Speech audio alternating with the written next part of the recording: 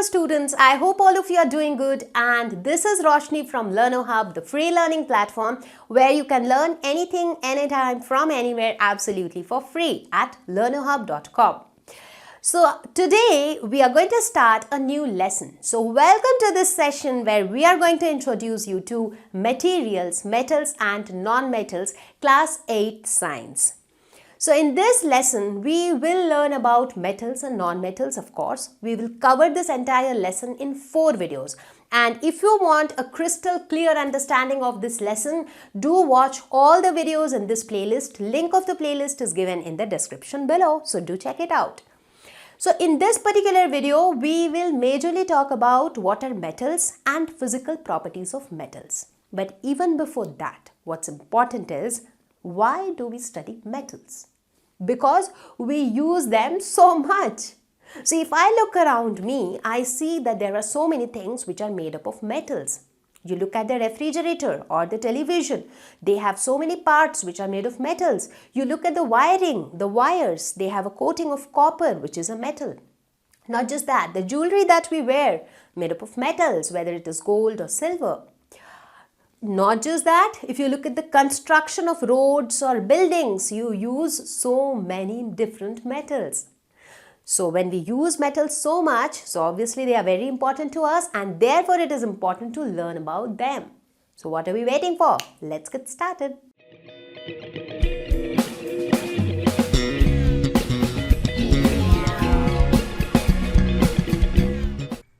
So before we start talking about the properties directly, let us first quickly look at the history of metals. So how did these metals come into existence? I mean, did we create them, or they were already existing in nature? It was just that they were discovered by somebody. So yes, it already existed there and it was discovered. The first metal which was discovered was gold, and it was discovered in 6000 BC. So you see, long time back. So during the prehistoric time, gold was discovered. Even that time, due to its shine and appearance, people were like crazy about gold. It was costly. Since that time only, it has always been a costly metal because of its appearance and the shine. Now gradually, as time passed, other metals were also discovered. Like a little later, copper was discovered, then silver, then lead, tin, iron. And this period during which iron was discovered, this is often termed as the Iron Age. Because once iron was discovered, iron was comparatively cheaper when compared to the other metals like gold, silver.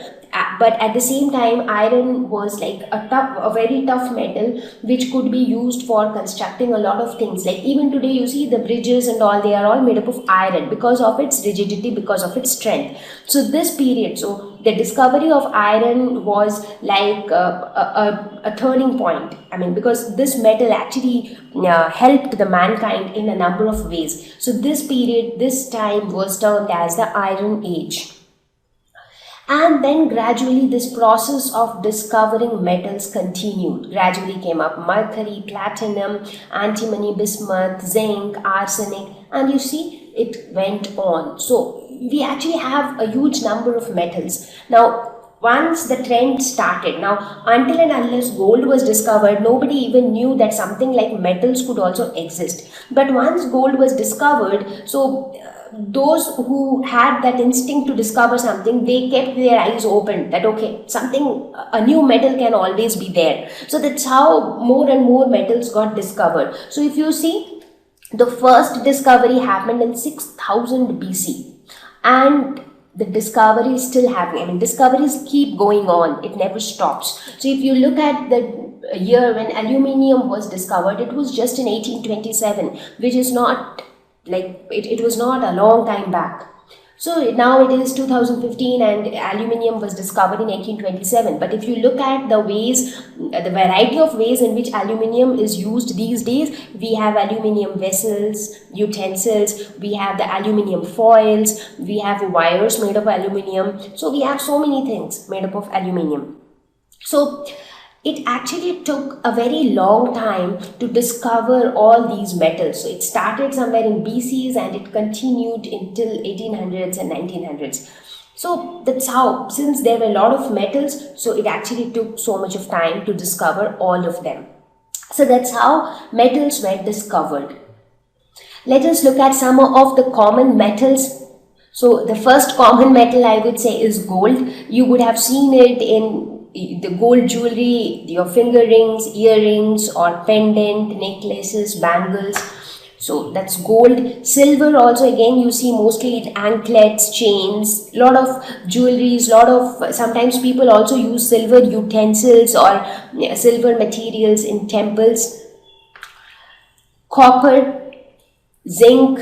So this slide is basically to make you acquainted with the look of each of these metals. Like if you look at gold, the color is very shiny and yellowish. Look at silver, it is like the color is grayish, but again it has a lot of shine.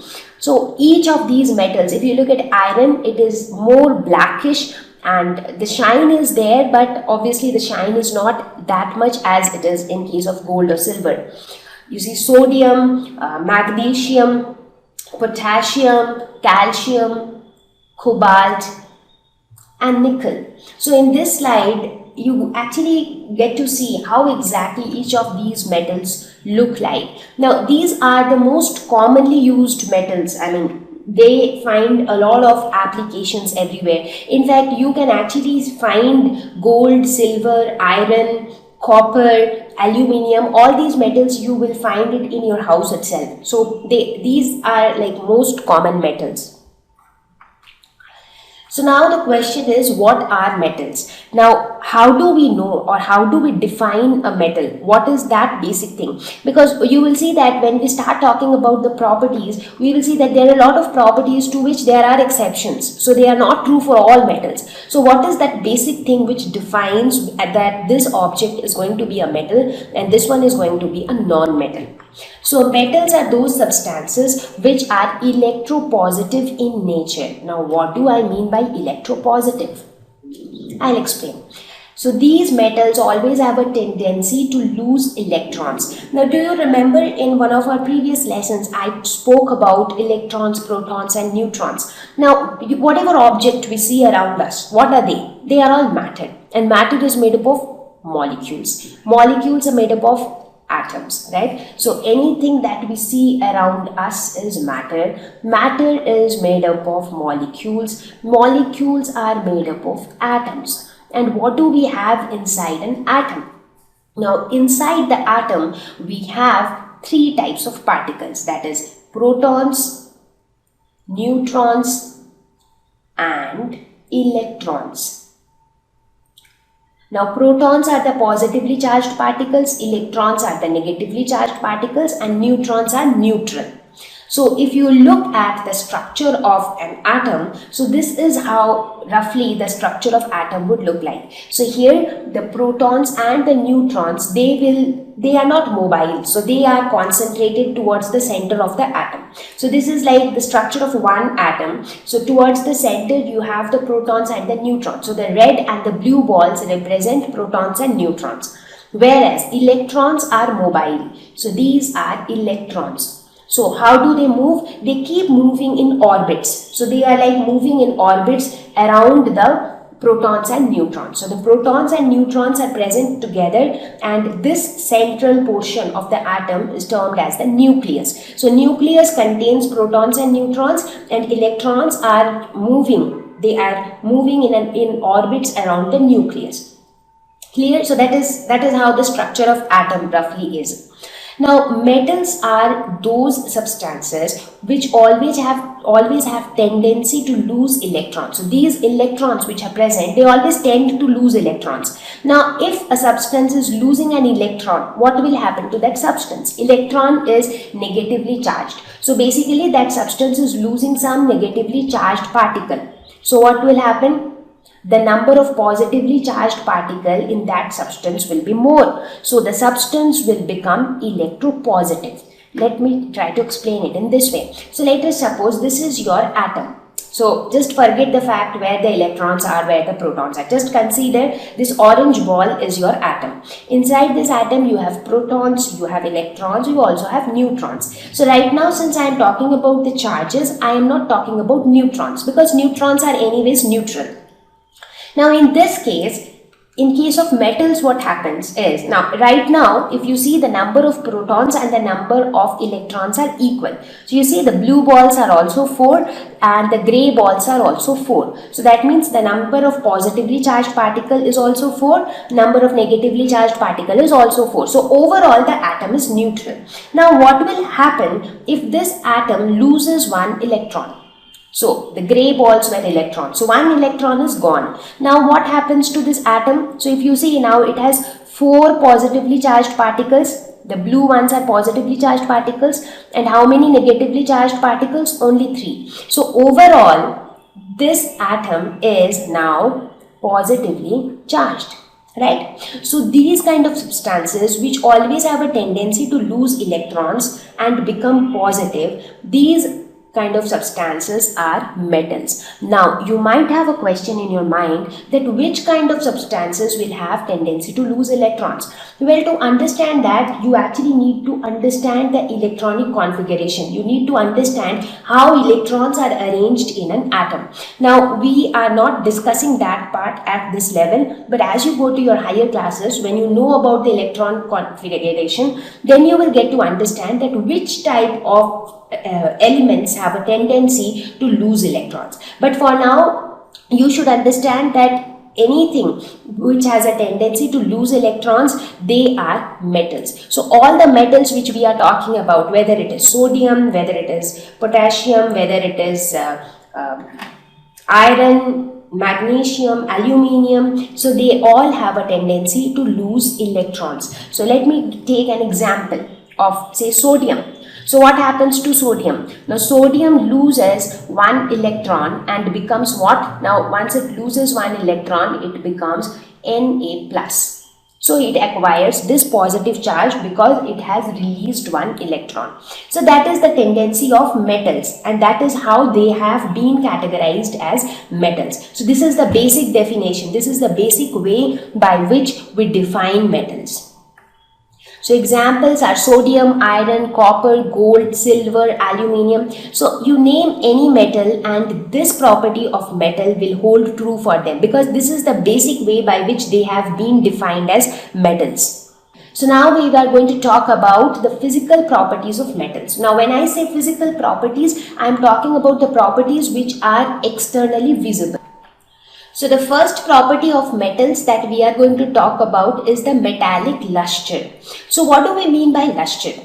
So we say that metals in their pure state have a luster. When I say luster, it means a shining surface. So if you look at metals in their pure form, so please remember this. So when they are not mixed with anything else, so in their pure form, they will always have a shiny surface, and this is a property which is exclusively present for metals.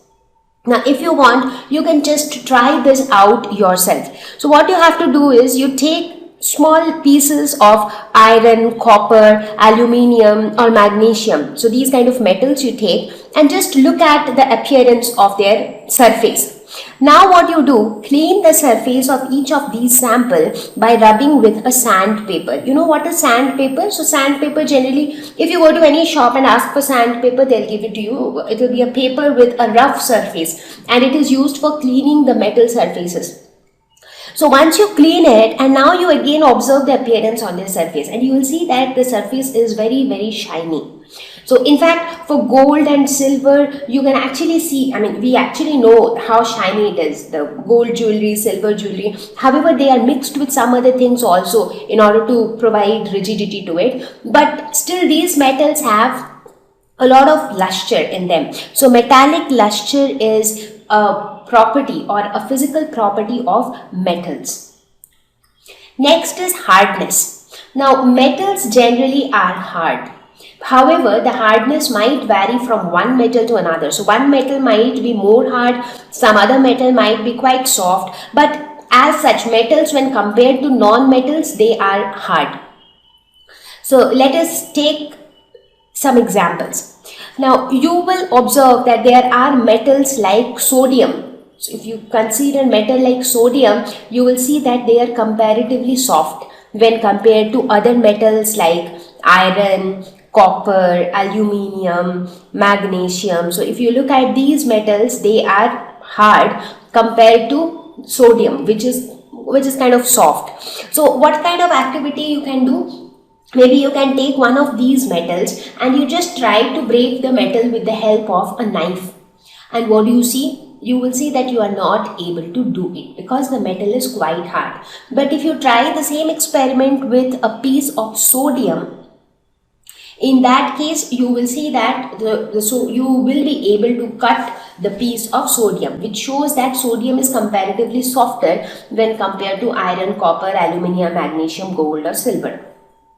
So in general, metals are hard. Now, whatever physical properties we are going to talk about now, that doesn't mean that all metals are going to have the same property. There are exceptions to it. There are variations even within the metal. For example, as far as hardness is considered, not all metals are equally hard. For example, even if you compare iron or copper or magnesium, they are not equally hard.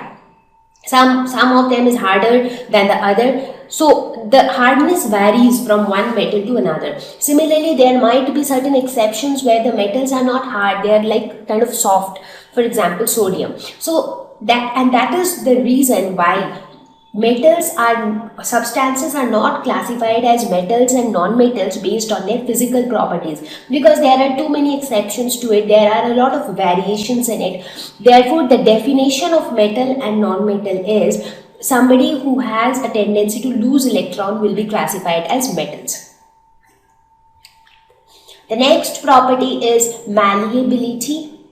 So what is malleability? Now this is the property by which metals can be beaten into thin sheets. Now what do we mean by that? What do we mean by thin sheets? Now have you ever used aluminium foil for wrapping your food? Like when you pack your lunch box, have you seen that a thin foil is used for wrapping up the food?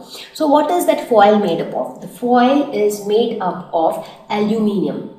In fact, you would have seen these kind of boxes also. So how do you get such thin sheets out of a hard metal like aluminium? So that shows that aluminium has a property that it can actually be beaten into thin sheets. Now how do you beat it? Now just take a small example. Take a hammer and take any metal object, maybe an iron nail or a small piece of aluminium if you have any in your house, and you start beating it with the hammer. Now when you repeatedly beat it with the hammer, what do you see? So what you would see, what you would most likely see is the metal changes its shape. Now as you beat it wherever, it tends to become deformed in that portion. So basically on beating metals, they are able to change their shape. So when you vigorously beat it, it might even turn into thin sheets, and that is how it happens in case of aluminium. Now not only aluminium foil, so aluminium foil is just one example. So aluminium foil is one example which shows the property of malleability. Another example could be the silver foil, which is used for decorating sweets. If you go to a sweet shop, you see a lot of sweets have a thin silver foil over it. So that silver foil is also obtained from silver. So the silver metal is actually beaten into extremely thin sheets, and that's how we get it. So this shows that, and this property is present again exclusively in metals. So if you try to compare, and if you try to look at a similar property in case of non-metals, you will see that they do not have this property. Now when we talk about non-metals, we will talk about each of these properties again and show that how they do not have it. So this property of malleability can be seen in a lot of metals like aluminium, silver, iron, zinc, copper, etc. However, gold and silver are the most malleable metals, and needless to say, that is why, because of this much of flexibility, they are used to design so many jewelry of different shapes and designs, right? So if you look at gold necklace or a bangle, so they all have different designs and they are all made up of gold. So that had been possible because gold can be manipulated into different type of shapes. So gold and silver are most malleable metals. So the next property of metal is ductility. Now it is also little similar to malleability, but in this case it is the ability of metals to be drawn into thin wires. Now when we talk about malleability, we were talking about thin sheets like the aluminium sheet. But when we say wires, it is like you can say the wires for your electricity conduction, the copper wires. So that means it is made up of copper. So the copper has been drawn into thin wires. So that property of copper is called ductility. So you would have seen copper wires, aluminium wires. In fact, gold, silver, all of them can be drawn into thin wires. You would be surprised to know that a wire of 2 kilometer length can be drawn from 1 gram of gold. So if you take 1 gram gold, taking that 1 gram gold, you can draw it to form a wire which is 2 kilometer in length. So just imagine how long is it going to be. Yes, and that is why gold is said to be the most ductile metal. So gold has highest malleability, gold has highest ductility. That is why it is used for designing ornaments. Copper wires are used for wiring purposes in terms of carrying electricity. Now, as I said, these metals are also very good conductors. So there are two advantages of using copper wires. One is copper can be drawn into wires. Secondly, copper can conduct electricity. Aluminium wires are used for fencing or binding things. So fencing field or fencing the boundary. So for those purposes, aluminium wires are very commonly used. The next property is metals are very good conductors of heat. That is, they allow heat to pass through them. Just think of your utensils and you will understand it all. So all the cooking utensils are made up of metals. For example, you would see aluminium utensils. You would also see utensils made of steel. And what is steel? Steel is nothing but steel contains, if you look at the composition of steel, it contains mostly iron with small amount of carbon. And what is iron? Iron is nothing but a metal. However, carbon is a non-metal, but steel majorly contains iron. So that makes steel suitable for cooking purposes. In fact, aluminium utensils are also found and they are also very suitable for cooking. The non-stick utensils which you see these days, non-stick fry pan and non-stick bowl and etc. So these non-stick utensils are also made up of metal. It is just that they have a Teflon coating on their top, but otherwise they are also made up of metals. So since they are good conductors of heat, so what are they able to do? So when you put your utensil over the fire, what happens? The utensil doesn't burn or the utensil doesn't melt because it is able to conduct the heat to the object or to the food item which is placed on the utensil for cooking. So that's how it is allowing the heat to get conducted and it is allowing the heat to reach the food item, and that is how it helps in cooking.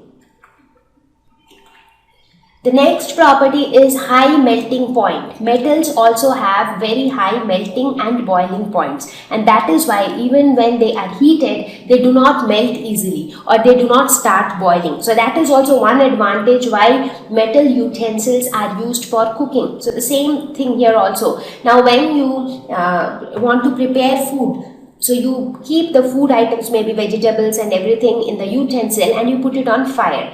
Now, had the metal been having a very low melting point, in that case what would have happened? The vessel itself would have melted. But that doesn't happen because metals have very high melting point. In fact, the metal with the highest melting point is tungsten, and that is why tungsten is used in the filament of bulbs. So tungsten is used in filaments of bulb. Now, why tungsten is used in the filament of bulb? Because you can see the electricity. So whenever you switch on the bulb, so the bulb glows. That is, electric current passes through to the bulb. Now, such a huge amount of current reaches the bulb, so it produces a huge amount of heat and light energy. So if the metal has a low melting point, then what will happen? The metal will start melting at that high temperature. So we need a metal which has a very high melting point so that it doesn't melt when the bulb glows, because the temperature inside the bulb is very, very high. So that is the purpose why tungsten has been chosen to make the filament of bulb. Sodium and potassium, on the other hand, have very low melting point, so they should never be used in such kind of things, because they start to melt very easily. So as soon as you heat them even little, heating them a little bit will make them a lot reactive. That is why sodium, even if you bring fire near sodium or you keep it at a little high temperature, there are chances that sodium might catch fire. So sodium and potassium have very low melting points. Metals are also very good conductors of electricity. So they not only conduct heat, they also conduct electricity, and that is why we see metals are being used for all sort of electricity connection in our homes. So if you want to see it for yourself, what do? You try to take a wire, an unused wire. Now please do not plug in it somewhere and then you start doing all this experimentation. So that's quite risky. So just take any spare wire which is there in your home, and what do? Just try to remove the upper plastic covering of the wire, because when you look at the wire from top, you feel that there is a plastic covering on top. So see, this is the plastic covering, which may be red, blue, green, or any other color, but inside what you will see are the metals. So inside you actually see the metals. It could be a copper wire, it could be any other metal. So these metals inside, they are very good conductors of electricity. So they allow electricity to pass through them, and that is why they are used for all these kind of electricity related wiring purposes. But at the same time, why do you have this covering of plastic or any other non-conductor? For our safety, because if the wire is a good conductor of electricity, that means electricity is always passing through the wire. So if you touch that wire, there are chances that you will get electric shock. So to protect ourselves from electric shock, what is done is the metal is protected with the help of another outer layer, and that outer layer is made up of mostly plastics. Because plastics are poor conductors of electricity, so that we do not get shock. So that's how we can say that metals are good conductors of electricity. Now if you take this simple example, so in fact you can try this out in your home also. You take a bulb, you take a battery, and you connect the bulb with the battery through wires. In fact, through metal wires. Now when you connect it through metal wires, what happens? These metal wires are supposedly good conductors of electricity. Now when you join the wires together, what do you see? The bulb glows. So here in this picture you see the bulb glows. Why? Because the red wire and the blue wire, they are both connected. So the free ends are joined. So throughout, from the battery, current is produced. That is the purpose of battery, that it produces electric current. So that current reaches the bulb, and once the current reaches the bulb, what happens? The filament gets heated and the bulb glows. So in this case, the bulb is glowing because these wires, they allow electricity to pass through them, because these are metal wires and metals are good conductors of electricity.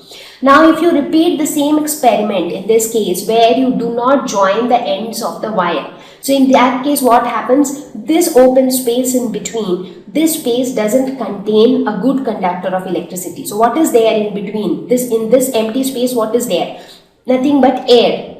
Now air is not a good conductor of electricity. So air doesn't allow electricity to pass through it. Therefore the circuit is not completed and the bulb doesn't glow. So that means only if the wire is a good conductor of electricity, only then your electric appliances will work, and that is why metals are very suitable for construction of wires. Now here in this case, in fact, even if you complete the circuit, but if you replace the metal wire with a plastic wire or maybe with a wooden wire, then what will happen? The bulb will not glow, because plastic or wood is a poor conductor of electricity. So knowing this, we will also look at some of the electric safety measures that we take, because we know that metals are good conductors. Now some of the safety measures are electrical outlet safety caps to reduce risk of electrical shock. So you would have seen these kind of electrical outlets, and you would have also observed that children always have a tendency to insert their fingers into these outlets. Now what is there inside the outlets? Inside the wire outlet, you will have a lot of wires carrying current.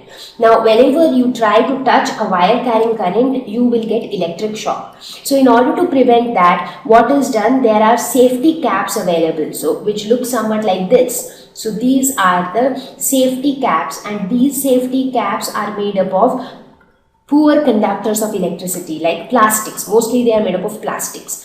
So what do? You just insert it into these holes, so that now children cannot see the holes and they cannot insert their fingers. So they are safe from electric shock. So these are some of the measures. Also it is seen that electricians, when they are doing some sort of repair on electric poles or something, so they always prefer wearing the gloves. These gloves are made up of mostly rubber or something which is a poor conductor of electricity, so that they do not get electric shock. So now anything which is a good conductor of electricity, electric current will be flowing through it. So your chances of getting a shock if you touch them is very high. So these are some of the measures which are taken in order to protect ourselves from electric shock. Another important property of metals are that they are sonorous. What do we mean by sonorous? They produce ringing sounds. Now have you ever heard the sound of your school bell with concentration? School bell or the temple bells. So when it is rang, what happens? A sound comes which repeatedly keeps coming. So the sound is very vibrating, and it's a strong sound. So these type of sounds are produced only by metals and not by non-metals. So if you want, you can just have a quick comparison between a metal and a wood.